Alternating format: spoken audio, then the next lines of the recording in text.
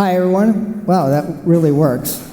And we're waiting for Padma to appear on the screen. Give us a minute for that.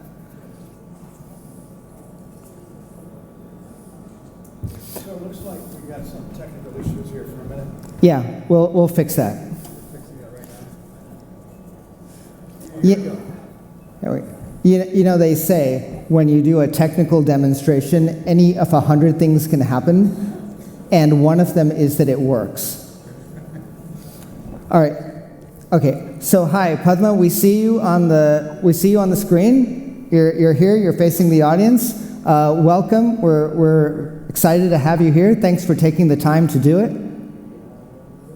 Thank you. I hope you guys can hear. And we can hear. You can hear?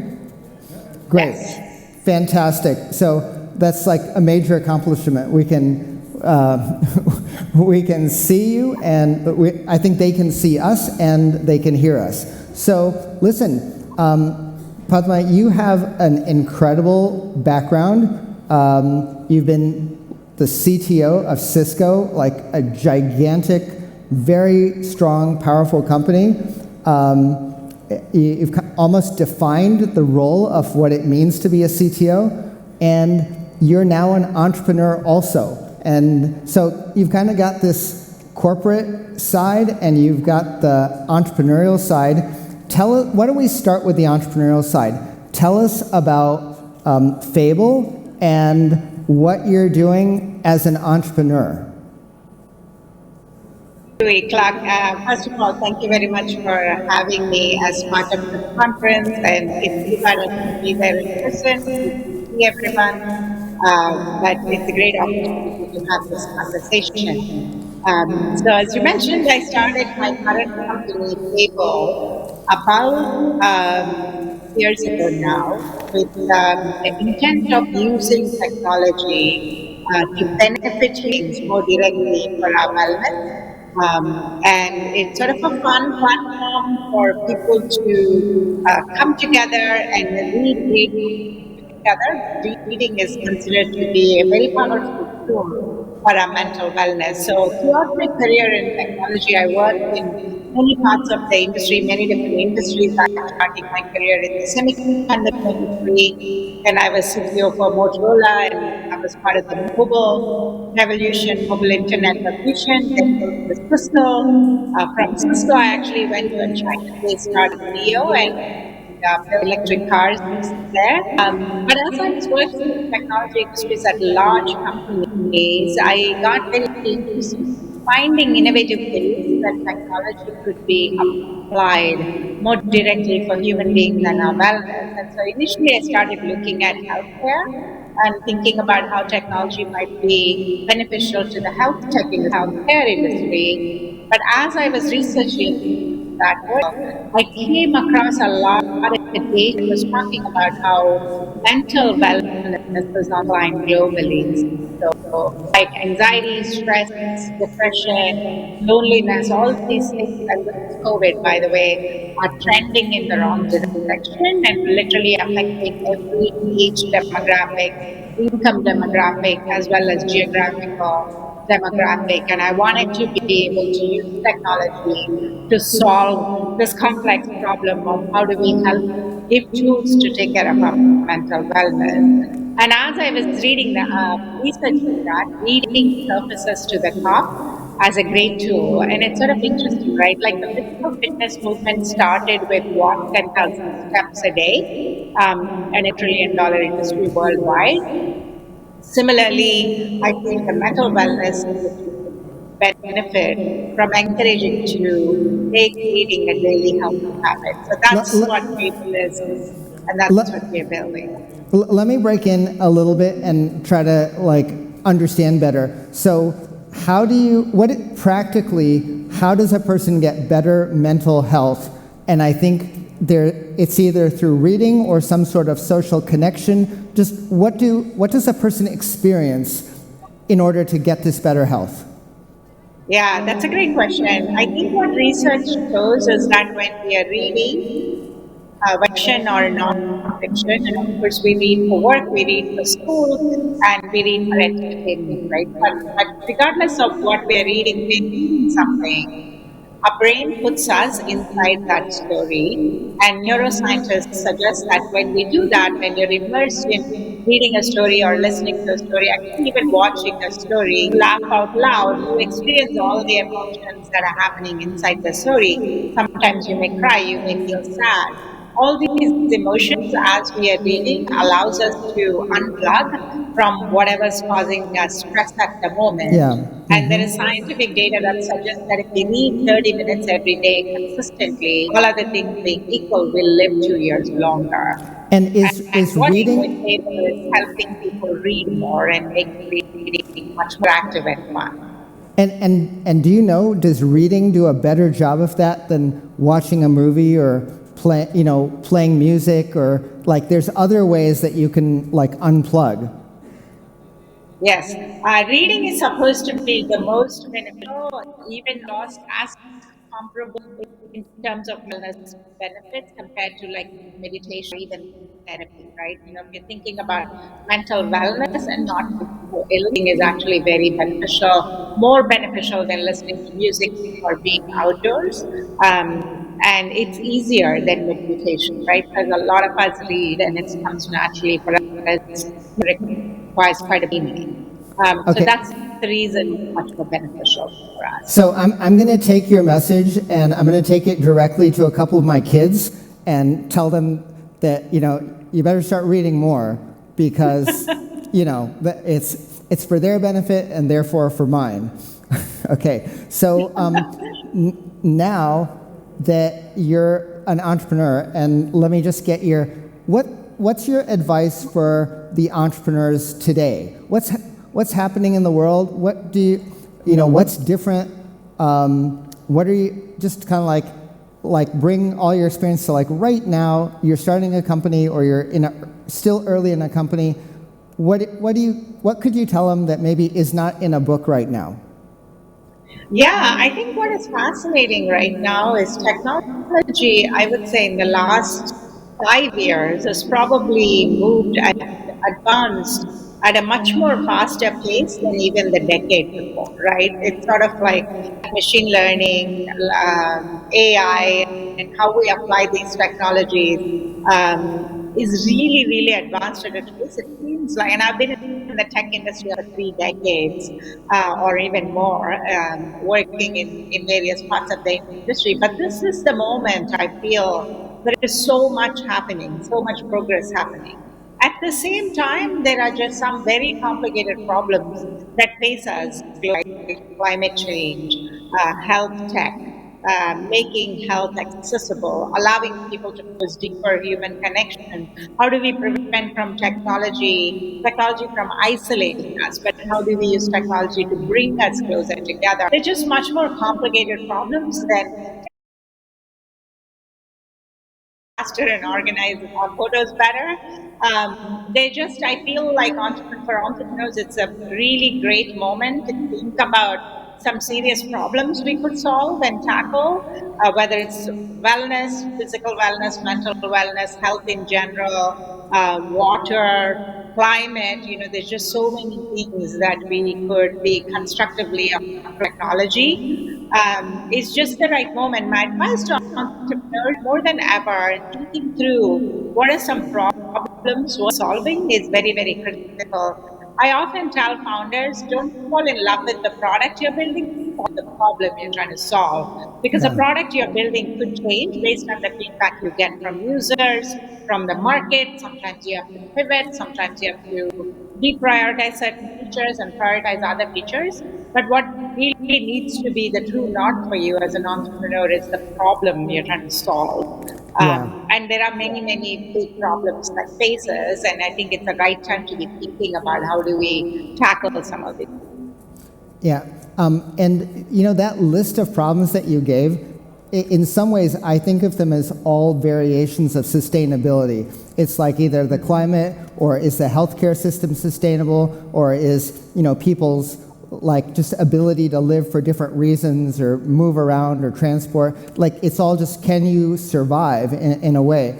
do you think that, can these, I'm trying to basically get to deep tech here and saying, what is this about more entrepreneurship at the surface, making various kind of product variations that, work on climate change or whatever?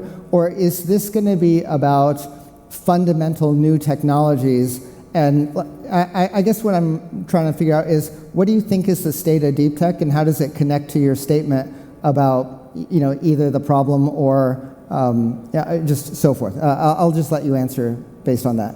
Yeah, I mean, I think some technologies have to be fundamentally rethought in even in terms we apply machine learning, how to do data models, how to be bias in these things. I think that's on them to make much more personalized choices for people. But if you think about sustainability, you can break it down into so many different life cycles, like eating less, zero, or making product much more recyclable and allowing things that to be recycled the smart way, misusing the waste that we generate as humans. Then there is all kinds of things in terms of energy efficiency. Some of these things require us to fundamentally how we build things, and that actually, in a way, I feel it will be another hardware revolution. And for me, even silicon, right, is changing. Just the silicon architecture is changing. I mean, if you've been following Nvidia and their rise and how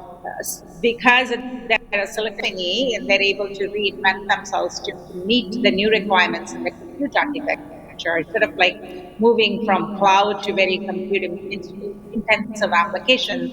Fundamentally, every structural element of different stage technology is going to change, which again brings me to the point of it's a great time as an entrepreneur, as an innovator to be in the industry, whether you're in or software or combining the two or rethinking how these things are applied. There will be some things And, happening. and who do you think is going to, who's responsible for creating these new, deeper technologies? Is it ventures? Is it the larger companies? Is it the universities? Where is it supposed to come from? And I mean, or even where have you seen it come from? And ultimately, I'm asking because I feel like they're all different silos. I want to break those silos. I want to find ways that connections really work. So tell me where they're really coming from, and tell me if you've ever seen a good example of how people across these silos can work together. I mean, the simple answer is they have to come from everywhere, right? Like universities play a big role in it because if you look at data science and AI, machine learning, a lot of that research is actually happening in universities. But then big tech because it's so capital intensive. Big tech companies are also investing majorly in this, and so I think those two definitely have a role to play. Now, I think as it becomes interesting, different applications, a lot of startups getting created across the vertical. I think to me, it's almost fundamentally as big as the mobile internet revolution, where we saw stages of evolution and innovation across the board, all the way from silicon to the application structure. Same thing will happen again. So I think, yeah, I think to your point, universities have a big tech companies have a role to play. Regulation, by the way, has a bigger role to play these days and even before, because we are entering that area where we are drawing some very clear between what defines us as humans and what is it that we teach machines to do. Are we teaching machines to do things to replace us or help us be better human beings? I think this will be a debate for a long time. And so regulation has a big role to play, by the way. Government agencies have a big role to play, and of course, startups and ventures always have a big role to play, in my opinion. Have I seen some work seamlessly? Probably, actually, unfortunately, it was pandemic, or when we were hit with the pandemic, we sort of realized as a human race that we have to work together and get to vaccine quickly as we can. That's one example of where I saw it. I think more broad look at my background in the tech. I was at a large corporation. We were working very closely, investing in startups, funding startups, and also venture firms. And I think one of the most important is for each of these agencies, if you will, whether it's a university or a startup or a venture firm or government bodies or big tech companies, it's important that they each understand what their strength is and the swim lanes get really defined. What do I mean by that? If a big company funding research at a university, they should provide the funding, not necessarily dictate how that research should be done, right? Because that's what universities and are really good at. And what companies should focus on is how do we bring this to market. So I So, think each of these agencies have a role to play. Important that they each stick to their swim lane. so you've got a pretty compelling story about how larger companies should be working with ventures, should be funding them, should be, connecting with them in some ways. Obviously, they get acquired, but there's kind of a large companies don't have to build everything themselves when there are, if they can be seeded outside, if they can be brought in. You've got a good story there about how those two work together. How about the academics? Is there a way for them to play in the space between the large company kind of putting risk on the small company and letting and seeing what happens? Where can the academic play in that space? I mean, many different ways. I think, first there's research to be done. A lot of the academic role is going to be in debating these issues on what is acceptable use of technology, what is, where does bias enter. Uh, for example, in the AI case, in the case of sustainability, invest in innovating and inventing new ways that we could solve climate change challenges, sustainability challenges, and fundamentally the workforce of it, right? That's a very important responsibility that universities have. I think people coming into the workforce have to think not technologies and innovation, but how they take some of these things to market. What is the right way? What is the right business model? By the way, oftentimes startups struggle not because they have great ideas, but really figuring out how to monetize. What is the business model? I think it's business schools have a role to play in that, and technical schools and science schools have a role to play. So it just does need to be an area where the silos get to be broken or at least minimal. There'll always be silos because each one has a different area of focus. But instead of like working independently, figuring out how to partner with each other early in the life cycle of the technology development becomes really, really important. I'm going to switch the question a little bit, but I want to make sure that you know that I did get the answer, and that we'd love to be able to take your answer and implement it. We'd like to find the role for the academics in the middle of the ventures and in the companies, and your points on what is fundamental and where are the problems and just how all of that interplay works. We will do that. At least we'll try to do that. But as we're kind of ending our time here, there's an important thing that I want to give you opportunity to talk about, and that would be women in tech. And so I'm going to leave deep tech and go to women in tech and get your comment there. Maybe there's an intersection. Just either way, tell us. And maybe you've got advice for women, or maybe you've got advice for men, or maybe you got advice for everyone. But just what's your point of view on this? Yeah, advice for women is be confident and take risks sooner in your careers. I think this is something I wish I had done early in my career. I had a pretty successful career in large corporations, and then I would say the last now 5, 7 years, 8 years or so, I've been an entrepreneur. I wish I had taken that risk earlier in my career. And I think a lot of it stems from having self confidence, whether it's you're pursuing a career in large companies or doing your own startup. So find that self confidence, find that support group. to me, I'm very passionate about helping other women be successful, especially in the tech industry. I think we do diverse viewpoints. I think we've really all realized that in the last years. And for men, advisors, I think we need to company cultures beyond diversity to talk belong, right? It's sort of like we have diversity, equity, inclusion. I think these things are necessary but not sufficient. And I think going forward, anyone who's in a leadership position, whether you're a man or a woman, like culture within your company of enabling people to work in environments where they feel like they belong, right? And there is a difference between belonging. Belonging takes that one step further where people can feel they can truly be a car. They don't need to put on a different mask or a uniform to come to work Yeah. and check their real personality at home. It's how do we move to that? We don't just talk about diversity, equity, inclusion, but we actually create a culture of belonging. That's my message to leaders everywhere.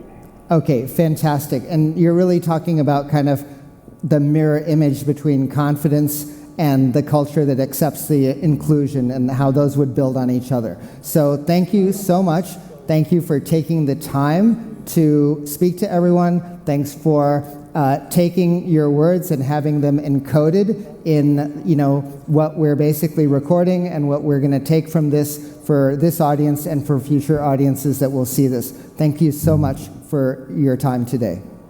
Thank you, Clark, and thanks everyone. Okay, bye. Bye.